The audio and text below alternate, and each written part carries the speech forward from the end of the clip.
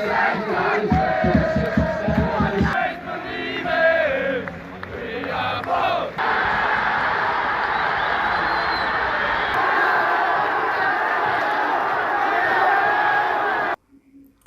chaps, welcome to Irish Footy Vlogs, and today I have a video I've been looking forward to do for a long time, and that's my personal Republic of Ireland 11 from 1990 to 2020. The reason why it's 1990 is because that's when I really remember Ireland playing. I remember bits and bobs from Euro 88, but I remember more the razzmatazz as opposed to the football. But from 90 on, I remember the football. This was a very difficult list, so it's going to be enjoyable.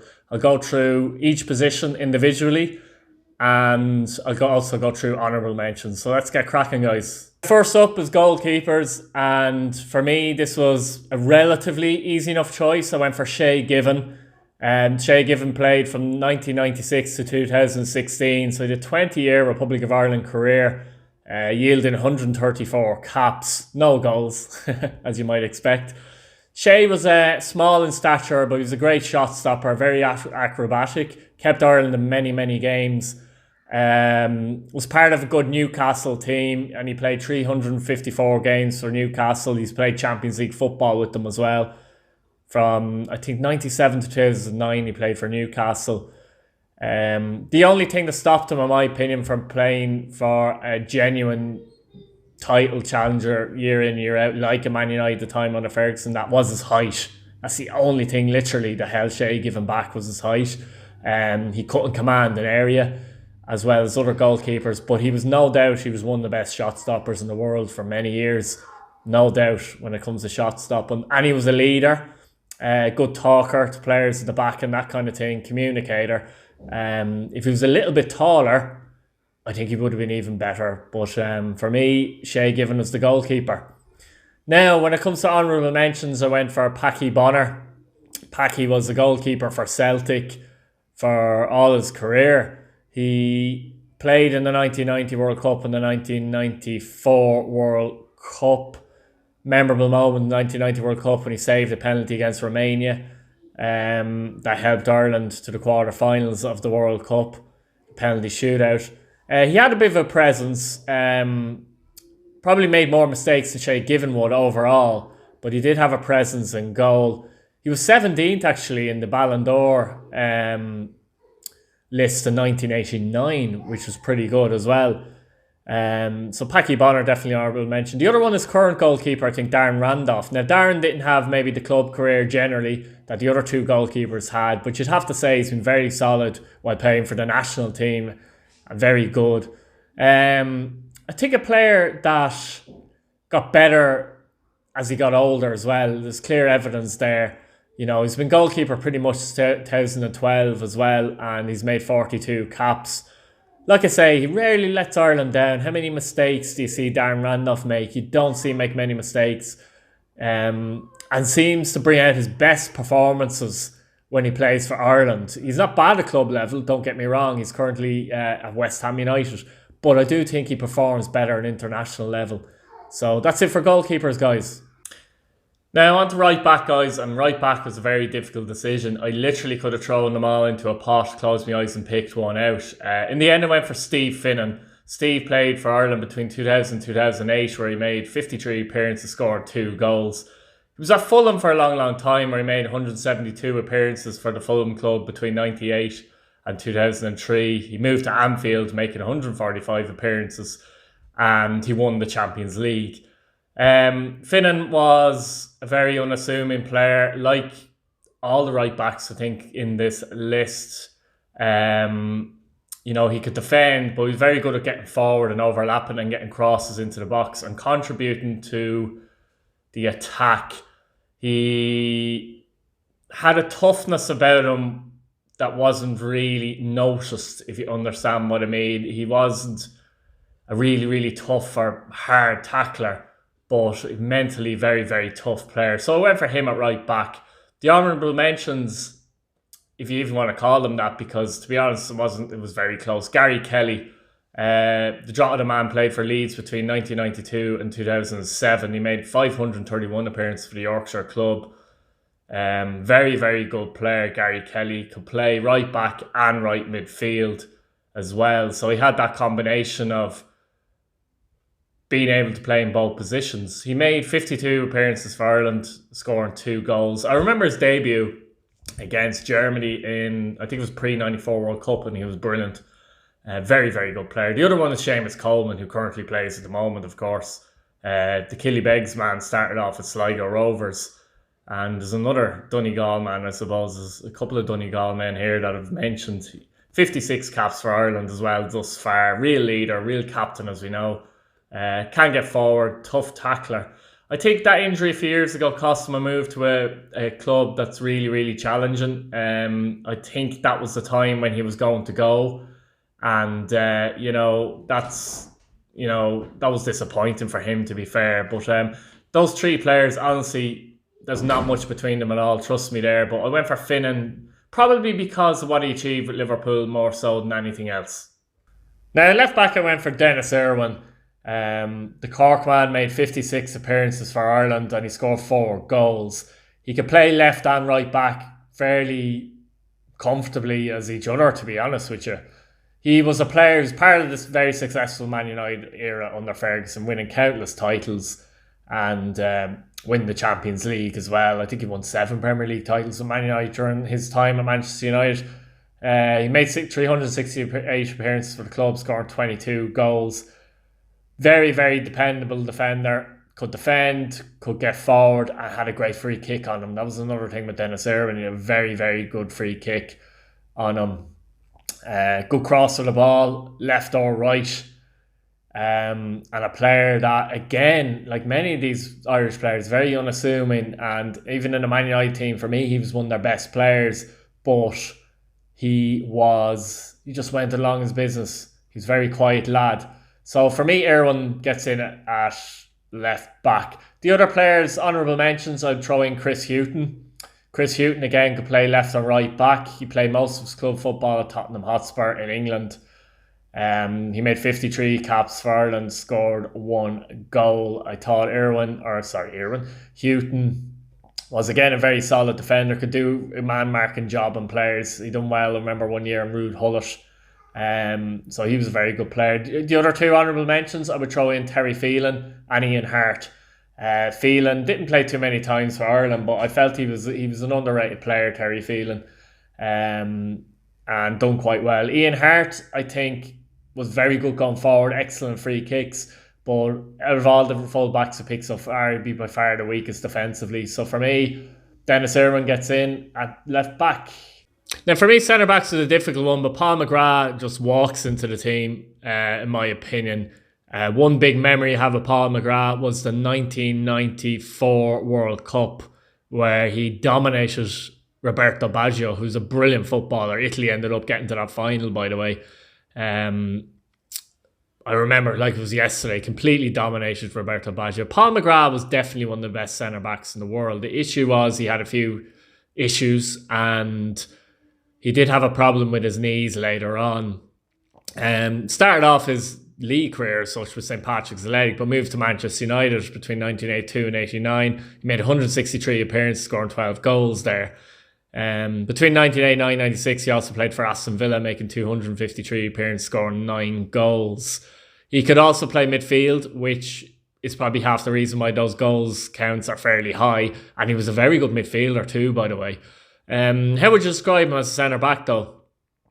Real leader, composed on the ball, a good footballer, had a turn of pace, very good in the recovery tackle, good in the air. That masterclass set against Baggio, absolutely fantastic. He made 83 appearances for Ireland, scoring 8 goals. Just couldn't leave Paul out of this list. Now, the other centre-back might be a little bit controversial, but I went for David O'Leary because I just loved his style of play, and I think it was before his time. Similar to Franz Beckenbauer, who's very good on the ball, could see a pass, take the ball out of defence, and split the midfield. He was definitely ahead of his time. I think he was treated harshly by Jack Charlton a little bit. Jack Charlton didn't pick him too often because Jack Charlton wanted to play a different style, to be honest with you. He didn't want to play from the back.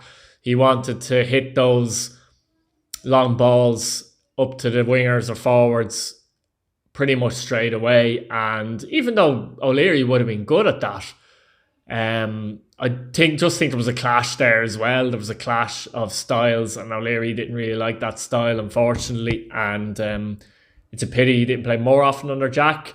But was still a fantastic player when I seen him play, and even when I seen him play at Leeds. He played for Arsenal between 1976 and 1993.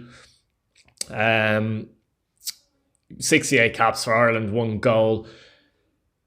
Got sidetracked there in my head because I was thinking of 1990. He did score the winning penalty against Romania, come on as a sub, and it was an excellent penalty to put Ireland through to the next round of the World Cup. But very, very good player, very good on the ball, and I think he would have been an excellent partner for McGrath if they played more often. So now on to the honourable mentions for centre-back, and there's an awful lot of them. I won't go through them all. You've Mick McCarthy, you've Kenny Cunningham, and you've John O'Shea. John O'Shea also played as a full-back as well, but the ones I'll give a bit more credence to would be Kevin Moore, and he played 71 times for Ireland, scoring 6 goals between 1980 and 1994. He won 3 Leinster titles in All-Ireland with Dublin GAA as well. For 10 years he played at Manchester United, where he made 231 appearances, scoring 21 goals between 1978 and 88. He won a league title at Blackburn Rovers as well later on under Kenny Dalglish. Kevin was a hard player. He could certainly tackle and put his foot in. He wasn't afraid of that. Typical, I suppose, old-fashioned centre-back. Was a warrior for the team. Very, very good player. And probably a little unlucky not to get into this team. Richard Dunn. Richard Dunn would be another player I'd stick in the honourable mentions list. And his career for the Republic of Ireland, where he had 80 caps for Ireland, scoring 8 goals, believe it or not, was pretty good from 2000 to 2013. And he's one of those players that his Irish career, I think, was better than his club career. Now, he did do well at Man City and Everton, but I always felt that Richard Dunn's performances for Ireland outweighed his club performances. He's one of those players, and he was fantastic for Ireland. Scored important goals, real leader, put in many man-of-the-match performances for the Republic of Ireland. Fantastic, fantastic for Ireland. The other honourable mention is Shane Duffy, something similar to Dunn. I personally don't think he's quite up to the level of Dunn, but another player who definitely exceeds his performances at country level. He really plays well and he plays for Ireland. 32 caps so far, 3 goals. Of course, he's still playing, but he saved his best performances for the Republic of Ireland as well. Struggling to get that out. So, yeah, look, you have to give them credit. All similar, all leaders, all very good defenders, but difficult to go against for me. Anyway, Paul McGrath and David O'Leary for the centre-back spots. Midfield, I have to go with Roy Keane. How would you describe Roy? Controversial for sure. A lot of people feel he let down the team in Saipan when he left the World Cup squad in 2002. But if you look at his performances for Ireland, fantastic, fantastic player. Hard tackler, real leader. Had this ability to improve a lot of players around them. As a player having the honourable mentions, who I think Keane really got the best of, for example, we'll get to him later, but had that ability to do so, and that's a hard thing to do, and it's a great thing to be able to raise the level of players around you. I also thought Keane was a box-to-box midfielder. I know later on he's a bit more defensive, but some of his footballing ability, a little bit underrated. He could pass the ball, but certainly for a long time in his career, I saw him as a box-to-box midfielder. He could score goals. He had 67 caps for Ireland and 9 goals, so you know, that's pretty decent. All in all, he played for Manchester United most of his career. Like Dennis Irwin, he won everything at Manchester United. I think he won 7 Premier League titles. He won numerous FA Cups and he won the Champions League, obviously, as well. He started off at Forest after leaving Cove Ramblers in Ireland, where he made 23 appearances, scored 1 goal between 1989 and 1990, and he was very good at Forest as well. He almost went to Blackburn actually as well, but he chose Manchester United ahead of Blackburn. So yeah, Roy Keane, I think for me, a lot of good midfielders, but he walks into this team for me anyway. Now, the other midfielder I went with, and it was close between this player and another player, we'll get to him later, but I went with Andy Townsend to partner Roy Keane. Townsend played for Ireland between 1989 and 1997, where he had 70 caps and scored 7 goals. Townsend was a player who could break the lines, and I don't know if younger viewers might remember someone like Frank Lampard, Stephen Gerrard. He was kind of that type of player. He could do the midfield job as well, to be fair, but he had a knack of getting into areas where he could score goals and decent from long range as well. His main club career really was Aston Villa between 93 and 97. He made 134 appearances, scored 8 goals. Probably could have scored more goals at club level, if I'm honest with you, but he'd sometimes appear on the wing as well. He was that type of player where it was hard to pin down a position for him, but I've gone for him in midfield to partner Roy Keane. I was just talking about honourable mentions there earlier on, and Mark Kinsella, who played for Charlton most of his career, 48 caps for Ireland and 3 goals between 98 and 2004. I think he was a bit underrated, Mark Kinsella, actually, and I often thought he had a good partnership with Roy Keane. I thought he'd done very well for Ireland, Kinsella. A player who could create, could score a goal or two, was capable of it, but had that competitive edge in midfield that I think Roy Keane might have brought out in him. Was a very good player for Charlton between 96 and 2002, where he played under Alan Curbishley. Charlton were constantly finishing the top 10 in the Premier League and often finished higher than that. He made 208 appearances for the club, scoring 20 goals as well. So Kinsella often, I think, goes under the radar just a little bit, in my opinion. The other player, the player that I feel was unlucky to miss out here, that I went for Andy Townsend ahead of him, was Ronnie Whelan. Ronnie would, if I was a fan maybe and followed 5 years earlier, Ronnie Whelan would probably walk in the team, because Ronnie Whelan won league championships at Liverpool and European Cups. 58 caps for Ireland, 3 goals. He scored a memorable goal against Russia, or they may be known as the Soviet Union at the time, in, I think they were, actually, 1988 Euros. Check that out. It's a bit of a scissor kick volley, so to speak. But his career did end for Ireland in 1994, and good player. I didn't quite see the best of him, I don't think. That's why I've gone for Townsend ahead of him. But if it was 3 or 4 years earlier, I think Ronnie Whelan would walk on this team, but very unlucky not to get in the team. John Sheridan was another one I think was a little underrated. John Sheridan played most of his career with Sheffield Wednesday when they were flying in the top flight of English football. John was a good player as well. Probably lacked a bit of mobility, but a very good passer, good technique, could create opportunities. So John Sheridan is the other honourable mention. And that's just about it, guys, for the centre midfielder. So I've gone with Keane and Andy Townsend. Now on to midfielders, because I'm doing a 4-4-2, remember, guys. So wingers are a little bit different to guys who can play left midfield, right midfield. And because of that, I've gone for Steve Staunton on the left-hand side of midfield. A lot of people will have looked at left backs and said, why didn't he get a mention? The reason is because I picked him at left midfield.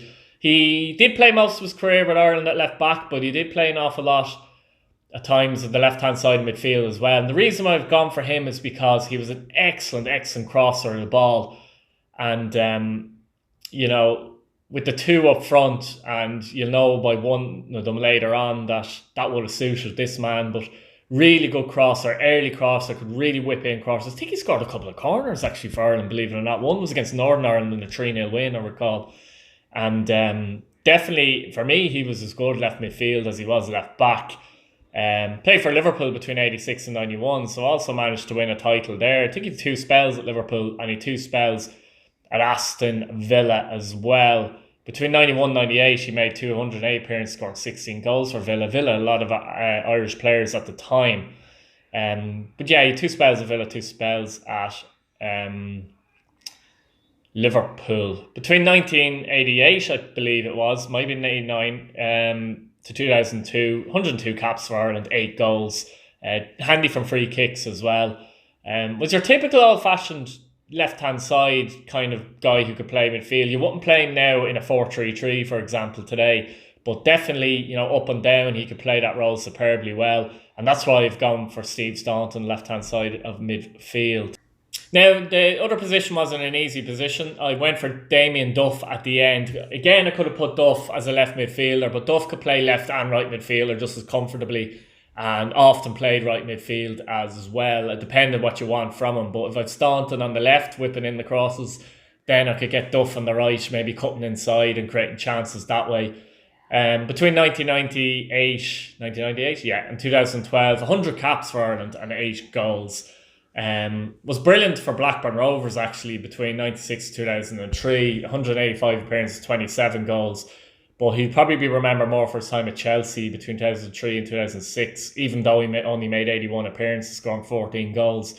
The reason for that is because he's part of a very good Chelsea team that won 2 league titles under Jose Mourinho. So Damien Duff, what held Damien Duff back really, if you could call it held back, but kind of curtailed him a little bit, a lot of injuries, and I think it shortened his career at the very, very top.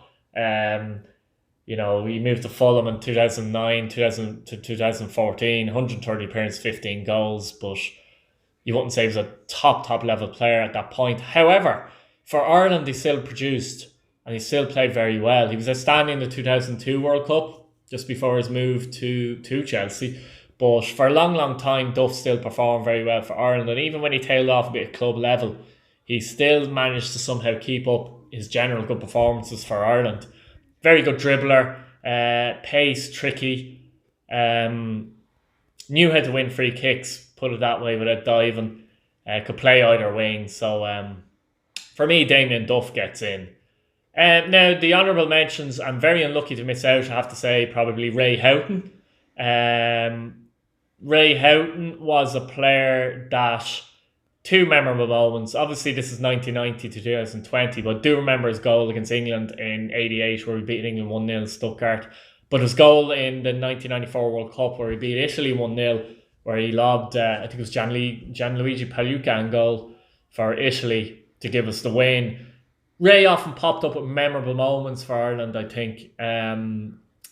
And that's something that an awful lot of Irish people will remember, both those goals and both those wins, 2 historical wins for Ireland. 73 caps and 6 goals for Ireland.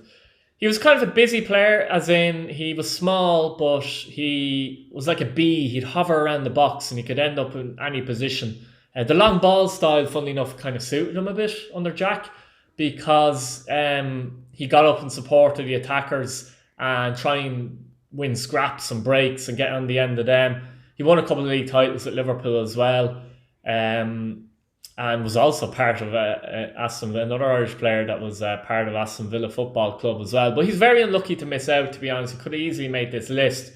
The other player that misses out just about is Kevin Sheedy, similar to Ronnie Whelan. Sheedy could play left and right midfield, by the way, but similar to Ronnie Whelan, where I just missed the best of Kevin Sheedy. Now, he did retire in 1994, but he'd won a league title with Everton as well, by the way, club level, but in the 80s. But by the time the 90s came around, in general, he was still there, still performed to a decent level, but I think I missed out on the best of him, and for that reason, I haven't got him in the list. So that's it, guys, for, I suppose, wide men. Let's get on to the strikers. Robbie Keane. Just get that out of the way. Robbie Keane has to be here. He's the record scorer for the Republic of Ireland. 68 goals he scored for Ireland. He's captain Ireland. 146 caps for the country as well. Memorable moments. I remember there was a goal against Germany. Wasn't it in Saipan? In the World Cup, he scored in the last minute. People used to say he scored goals against weak teams. He scored goals against Italy, he scored goals against Germany, he scored goals against all kind of teams. International strikers are going to play a lot of weak teams as well, you have to remember that. But 68 goals for Ireland, I mean, the next highest is 21 or something, 20 or 21. You can't argue with that. Often got flack, and I could never understand it, because his performances for Ireland were fantastic. I think at club level, for me, overall, maybe he didn't reach the heights he should have hit. As a youngster, he was at Wolves, and he got a move to Inter Milan when Serie A was the best league in the world, and was still very tactical, and probably the wrong move for him. And Inter Milan had a lot of good strikers at the time. I believe Ronaldo was still there, Hernan Crespo and players like that. You know, but the best spell in his career was definitely at Spurs, where he made 197 appearances, scoring 80 goals between 2002 and 2008. And no surprise, because that's the longest he stayed at a club as well. Keane was a striker, though, that suited, in my opinion, playing with another striker that was reasonably big or a target man. It was no surprise that he struck up a great partnership with Berbatov at Spurs as well, because he could link up. He's the type of striker, yes, he scored a lot of goals, but he liked to link up with a striker slightly ahead of him, and he could drop deep and that kind of thing. When he was up front in his own, he was never the same. But that's all I have to say about Robbie Keane. Fantastic striker, record scorer, has to be on this list. And we'll talk about his partner now. Now, his partner for me, I went with Niall Quinn because of, I was saying that Keane did well with a big man. Quinn would have been ideal for Keane. He played for Ireland anyway between 1986 and 2002. I think they played a few games together, but obviously not too many. 92 caps, 21 goals. But with Quinn, it was more of a case of very good at holding up the ball, very good in the air. A real traditional 4-4-2 man. You know, he played with Sunderland as well, 96 to 2002, where he scored 61 goals, 203 appearances. But he got the best out of Kevin Phillips of Sunderland, who scored an awful lot of goals. And one year, I think he was top scorer in the league, in the Premier League. And no way, trust me, he doesn't get that without Niall Quinn beside him. Quinn would have been an ideal foil for Keane. He would have been, you know what I mean, if you think of Staunton on the left whipping in those crosses and that kind of thing. You would have liked to seen them more in their prime together, Keane and Quinn. And he got better as he went along. He was all right as a youngster, but got better as he went along. Very, very strong. Tall, but very, very strong. Very unselfish player, Niall Quinn as well. And so for me, Quinn and Keane is the perfect partnership. Two honourable mentions to go with John Aldridge. I would say John Aldridge was a better striker than Niall Quinn overall, because, you know, he played 83 games for Liverpool, scoring 50 goals. Real Sociedad, 63 appearances, 33 goals. And he went on and scored 138 goals for Tranmere in 243 appearances. 69 caps for Ireland, 19 goals. I think he fell short. Yeah, Niall Quinn scored 21. Obviously less caps. But I always felt that Aldridge never really brought that club form to the Republic of Ireland. Certainly his Liverpool form. And for that reason, he misses out to Quinn as well for that reason. Still had a good career with Ireland, don't get me wrong. I'll never forget the famous moment in the 1994 World Cup against Mexico where he wasn't allowed onto the pitch. And he absolutely ate the linesman. Check it out online. You can hear what he says as well. But as I say, probably a club level, a better striker and a better player than Niall Quinn and achieve more. But when you talk about performances for Ireland, I think Quinn has to get ahead of him. The other honourable mention I'll throw in is Kevin Doyle. Kevin Doyle he started off with Pats in the League of Ireland, went to Cork. Pat Dolan signed him, 76 appearances for Cork, 25 goals. But he moved to Reading in 2005, where he scored 55 goals in 157 appearances for Reading. Had a big career at Wolves as well. 64 caps for Ireland, 14 goals. A player just worked his socks off, Kevin Doyle. You got a shift from Kevin Doyle. You could say he wasn't a natural scorer. I would agree with that. Although he scored a lot of goals at Reading. But worked his socks off, could hold the ball up, could work the challenge, could link up with players as well. And definitely deserves an honourable mention. So, lads, that's about it. This was an interesting list, one I enjoyed doing. There's going to be a few that are going to disagree, etc., and that's fine. What do you think of the list yourself? Who would you pick generally? Subscribe if you're new. If you haven't subscribed yet, plenty of videos coming up. I've interviews coming up with footballers and managers and forgotten clubs. That's coming up soon as well. I have an interview with the guy who does forgotten clubs. Check him out on Instagram. And that's about it. So guys, see you later. Take it handy. And it's been a long one. Good luck. Bye bye now.